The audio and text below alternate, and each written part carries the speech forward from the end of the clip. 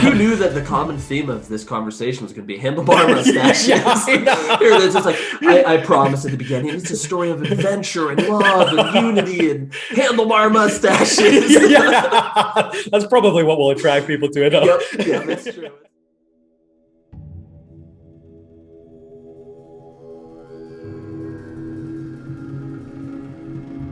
I believe that for each of us there is a place that pulls at the very core of our souls.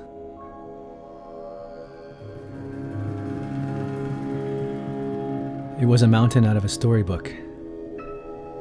I yearned to feel it, to climb it, to be part of it, even if only for a brief moment. Definitely is. Okay, so take us into your mindset. So you're out at dinner with a friend and you see a picture of an unnamed mountain in the Himalayas. You shift from that point on. You transform into a different person.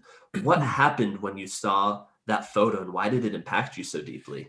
Basically, as far back as I can remember, I've wanted to visit Nepal. I've wanted to go to climb, and I'm not sure why or what, I wasn't sure at that time what triggered that, but it was just my dream to go there and climb. Mick, I said, hey, does this mountain have a name? Has it been climbed before? He's like, I don't know. He's like, I don't know if it has a name. I don't know if it's been climbed. And we didn't even know, he couldn't even tell me exactly where it was.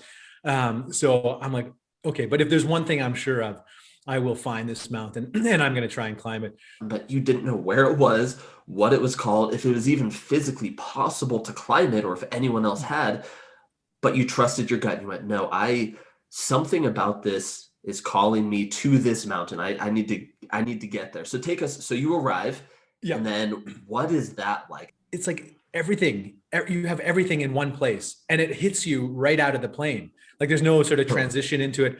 But you have, all the sights and the smells and the sounds, and, you've got so much beauty. But then simultaneously, you've got, Nepal is the third poorest nation in Asia. And just, we went to this one temple, Pashupatinath, and where they basically burned the bodies on pyres. Wow. And they're like shoveling the ashes into this river with any trinkets that the people are burnt with.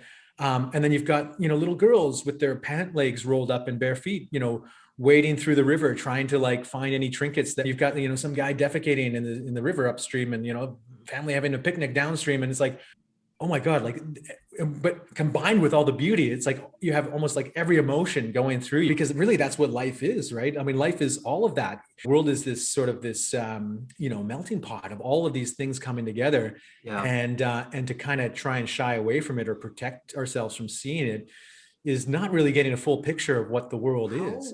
How would you describe their happiness level? Were they content? Were they ecstatic? Were they miserable? What is that way of life like? There isn't, well, what I'll say is this, there isn't this sense of constantly looking forward. They're planning for the next harvest. They're like, okay, are we going to be able to survive the winter? Are we going to be able to, what about next week? They're almost like thinking about the next day or next week. They're not thinking about their entire life ahead of them. It's not like they can think about, oh, should I be doing this or that? Or, waking up every day and saying like, oh, is this the right career for me? Or is this or that?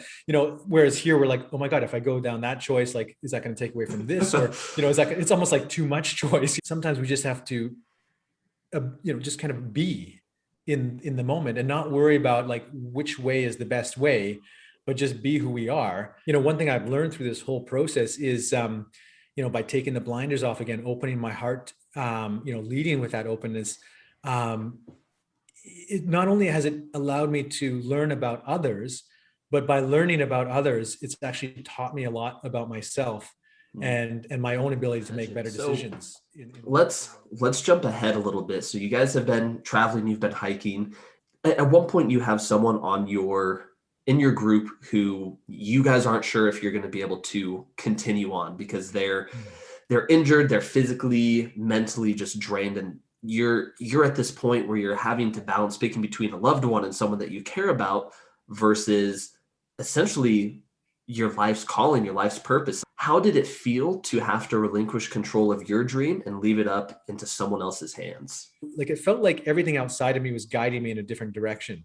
I basically came to the conclusion that I just have to choose to trust in this unfolding of events around me. I was also going through this identity crisis. Like, what does it mean if I can't even attempt to climb the mountain, Yes. because that's something that's almost attached itself to who I am. So I could force it, but is there something greater here to learn from this experience? Ooh. All we did was have the courage, all of us, to listen to that language of the heart.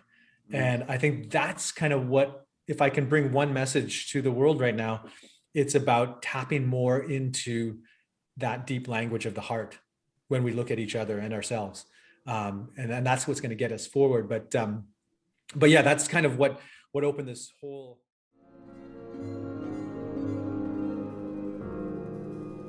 Maybe some things aren't meant to be understood.